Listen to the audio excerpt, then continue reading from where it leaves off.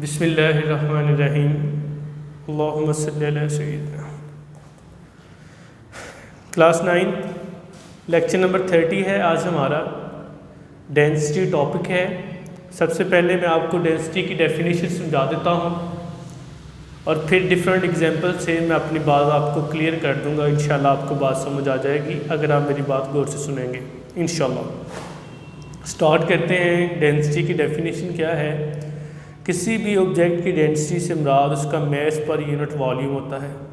किसी भी सब्सटेंस की अगर आप डेंसिटी की बात करते हैं तो डेंसिटी से मुराद ये है कि आपके पास उस ऑब्जेक्ट का मास कितना है और मास के लिहाज से उसने कितना वॉल्यूम ऑक्यूपाई करके रखा हुआ है।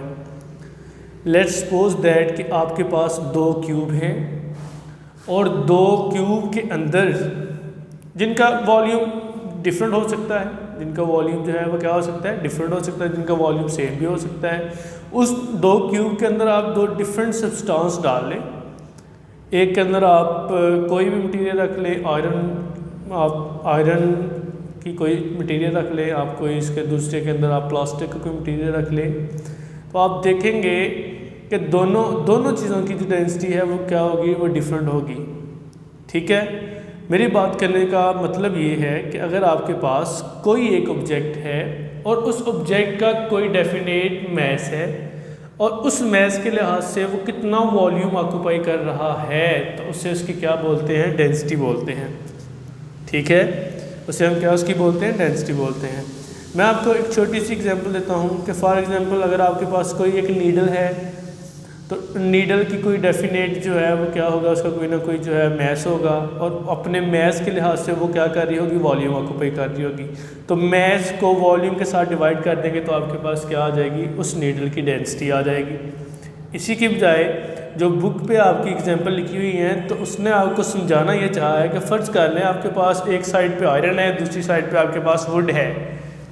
ठीक है, तो ये चीज़ आपको समझाने के लिए उसने की है। उसने कहा है कि फ़र्ज़ कर लें आपके पास एक स्पेसिफ़िक वॉल्यूम है और स्पेसिफ़िक वॉल्यूम के अंदर आपने वुड और आयरन दोनों को फिल किया हुआ है। अब जब आयरन और वुड दोनों इक्वल वॉल्यूम के अंदर उसने रखा हुआ है तो कहता है आप आसानी से देख के बता सकते हैं कि उस इक्वल वॉल्यूम वाली जो भी चीज़ है उसमें जो आयरन और वुड आपने फिल की है, आप अंदाज़ा लगा सकते हैं इजीली कि कौन सी चीज़ भारी होगी और कौन सी हल्की होगी। तो डेफिनेटली आप अंदाजे से कह सकते हैं कि जो लोहा है, आयरन है, वो भारी होगा। लोहा और आयरन मैं बात कर रहा हूँ कि आपको चीज़ समझाने के लिए उसने कहा है कि आपके पास 2 सेम क्यूब ले लें या 2 सेम उसने जो है वो वॉल्यूम वाले ऑब्जेक्ट्स ले लिए। इनके अंदर एक के अंदर उसने जो है वो वुड फिल कर ली, बात को तवज्जो से सुनने, और दूसरे के अंदर उसने क्या फिल कर लिया है, आयरन को। तो आप अंदाजे से सेम वॉल्यूम है, लेट्स सपोज दैट कि इसका वॉल्यूम जो है 1 मीटर क्यूब है, इसका भी क्या है 1 मीटर क्यूब। ठीक है, तो दोनों के अंदर उसने वुड भी फिल कर ली और आयरन भी फिल कर लिए। तो कहता है आप अंदाजे से बता सकते हैं कि आयरन क्या होगी, हैवी होगी, क्योंकि उसका मास जो है वुड की निस्बत क्या होता है, ज़्यादा होता है। तो वो मास पर यूनिट वॉल्यूम अगर इसका 5 kg है और इसका 3 kg है तो आप देख रहे हैं कि दोनों को अगर आप डिवाइड करें तो डिफरेंट डेंसिटी आती है। तो that is the density of an object. किसी बॉडी का मास कितना है और मास के लिहाज से उसने कितना वॉल्यूम ऑक्यूपाई करके रखा हुआ है, या कितने वॉल्यूम में कितने मास का ऑब्जेक्ट है, तो इसे हम क्या बोलते हैं, डेंसिटी ऑफ एन ऑब्जेक्ट। इसका फार्मूला है, फार्मूले में डेंसिटी जो है मैंने पहले बताया मास पर यूनिट वॉल्यूम है, तो mass of substance and volume of substance आ गया। इसको हम रिप्रेजेंट करते हैं, it is represented by rho. तो अगर आप इसको रो की फॉर्म में लिखना चाहें तो rho is equal to M over v. M यहाँ पे मास ऑफ एन ऑब्जेक्ट है, वी यहाँ पे वॉल्यूम है और रो क्या है, डेंसिटी है। अगर हम इसकी एसआई यूनिट की बात करें तो एसआई यूनिट है इसका किलोग्राम पर मीटर क्यूब। कैसे आप इस यूनिट को निकाल सकते हैं, जैसे मैंने बोला है कि rho is equal to M over V. तो एम क्या है आपके पास, मास का यूनिट होता है किलोग्राम, और वी क्या है, वॉल्यूम, और वॉल्यूम का एसआई यूनिट है मीटर क्यूब। तो rho is equal to kilogram per metre cube, that is the unit of density. Clear होगी ये बात।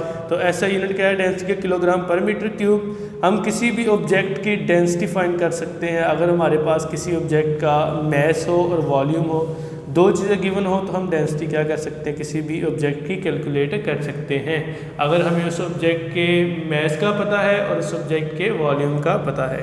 क्लियर होगी बात। आगे डेंसिटी की डिफरेंट इक्वेशंस हैं। डेंसिटी की डिफरेंट इक्वेशन से क्या मुराद है कि अगर आपके पास कोई दो क्वांटिटीज़ दी गई हों, चाहे वो जौन सी मर्जी हो, तो आप तीसरी कैसे फाइंड कर सकते हैं, उसके लिए इक्वेशन बनाई हुई है।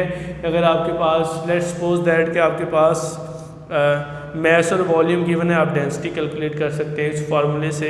अगर आपके पास डेंसिटी और वॉल्यूम गिवन है तो आप ये इक्वेशन यूज़ कर सकते हैं सॉल्व करने के लिए इसको। और अगर आपके पास मैस और डेंसिटी गिवन है तो आप वॉल्यूम कैसे कैलकुलेट कर सकते हैं। इन सब चीज़ों के लिए उन्होंने डिफरेंट जो है वो क्या बनाई हुई हैं, इक्वेशन बनाई हुई है, जिन्हें हम बोलते हैं डेंसिटी इक्वेशंस। मैं दोबारा फिर बता रहा हूँ कि डेंसिटी क्या है। डेंसिटी से मुराद, तवज्जो कर लें, डेंसिटी से मुराद है कि किसी बॉडी का मैस और वॉल्यूम कितना है, मतलब मैस के लिहाज से बॉडी ने कितना वॉल्यूम ऑक्यूपाई किया हो तो वह है mass per unit volume is called density. Density mass of substance है, उसको वॉल्यूम के साथ डिवाइड कर देते हैं, इसको रिप्रेजेंट करते हैं रो से, और rho is equal to M over V है। एम जो है वो मैस है, वी क्या है वॉल्यूम, और रो क्या है डेंसिटी। ऐसा यूनिट इसका है किलोग्राम पर मीटर क्यूब।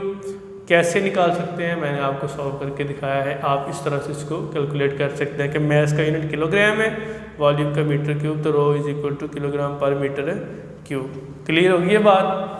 तो इस तरह से ये आपका आज का आर्टिकल है, इसको अच्छे तरीके से रीड कर लीजिएगा, पढ़ लीजिएगा। बाकी इंशाल्लाह हम जो है वो आगे नेक्स्ट प्रेशर जो है वो पढ़ेंगे अगले लेक्चर में। अस्सलाम वालेकुम वरहमतुल्लाहि वबरकातुहू। इसको अच्छे तरीके से रीड करिएगा, आपको बात समझ आ जाएगी। शॉर्ट क्वेश्चन है, mass per unit volume is called density.